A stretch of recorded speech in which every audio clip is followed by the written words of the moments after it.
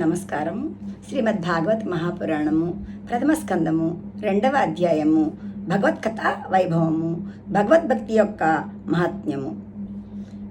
వ్యాసోవాచ 1వ శ్లోకము.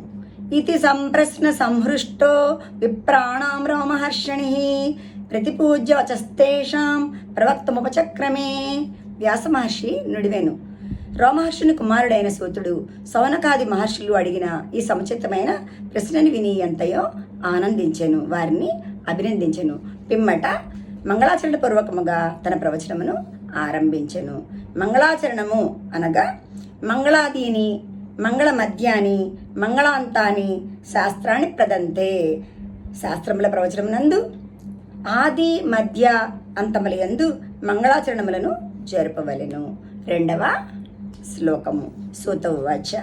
యం ప్రవ్రజంతమనుపేతమపేత కృత్యం ద్వైపాయనో విరహ కాతార ఆజువాహ పుత్రేతి తన్మయతయా తరోభినేదుః తం సర్వభూత హృదయం మునిమానతోస్మి. సూతుడు పలికెను. సకల ప్రాణముల యొక్క ఆత్మస్వరూపమైనటువంటి శ్రీ సుఖమహర్షికి నేను నమస్కరింతును.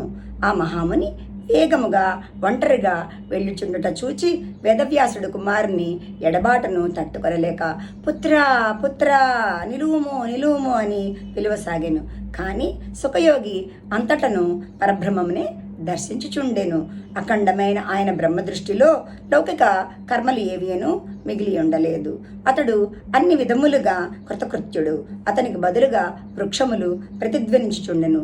సర్వత్రా పరమాత్మని దర్శించుచున్నటువంటి భగవత్ స్వరూపుడైన ఆ సుఖ మహాత్మునకు నేను పదే పదే ప్రణమిల్లుచున్నాను అని చెప్పి అంటున్నారన్నమాట. ఇక్కడ మనకి భాగవతంలో ఒక విషయాన్ని ఇక్కడ మనకు తెలియజేస్తారు.